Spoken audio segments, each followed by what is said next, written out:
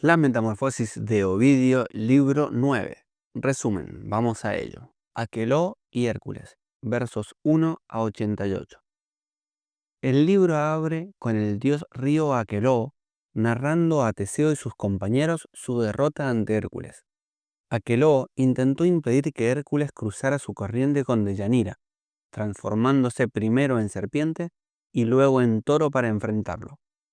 Hércules lo venció, arrancándole un cuerno, que las ninfas convirtieron en la cornucopia, y lo humilló.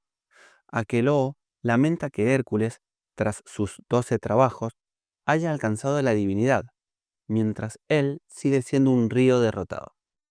No hay metamorfosis nueva aquí, solo una referencia a la deificación de Hércules.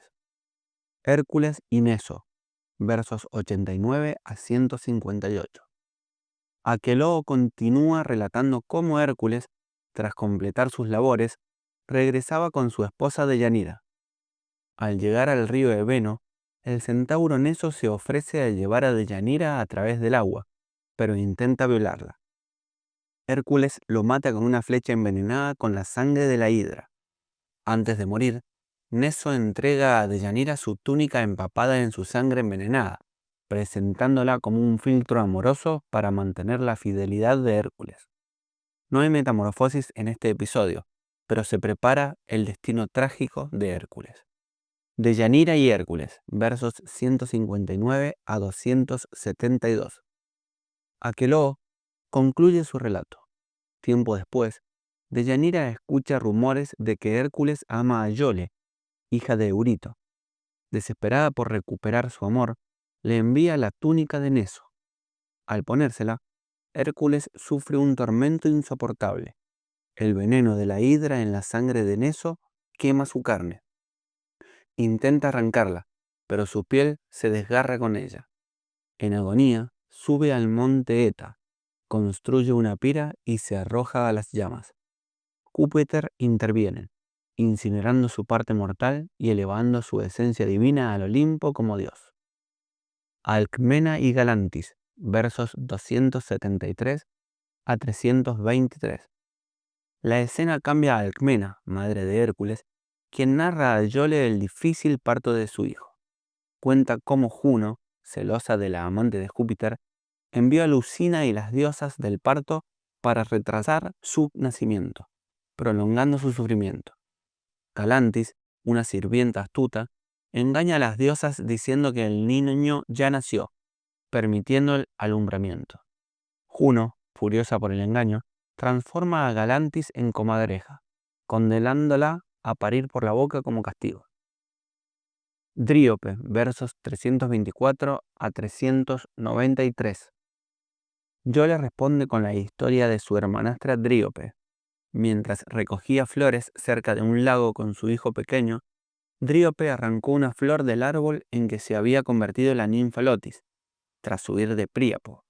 El árbol sangró, y Dríope, al intentar escapar, comenzó a transformarse en un árbol de loto. Antes de que la metamorfosis se completara, pidió que su hijo fuera cuidado y que se le ofrecieran ofrendas como árbol. Su esposo Andremón y su padre lamentaron su destino.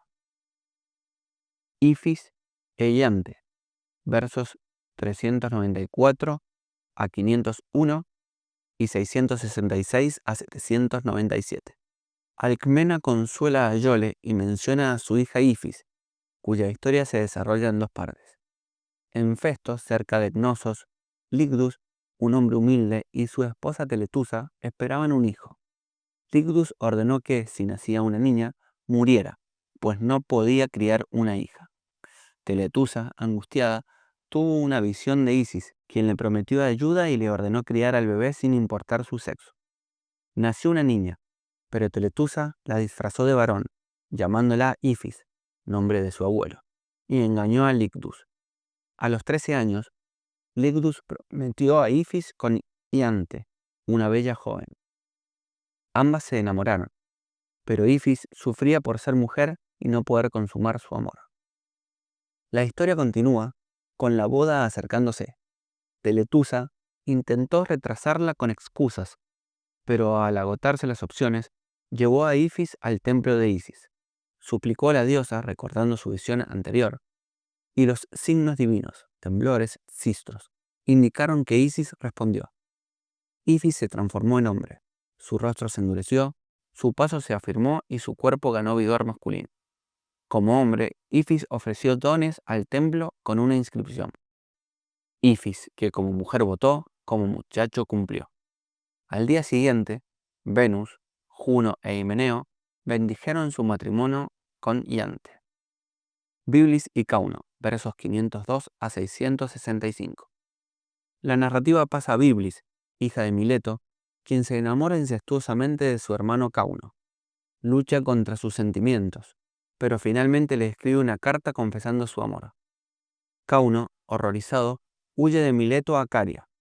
Biblis lo persigue, llorando sin cesar por montes y campos, hasta que, agotada, las ninfas la transforman en una fuente, la fuente Biblis, eternizando sus lágrimas.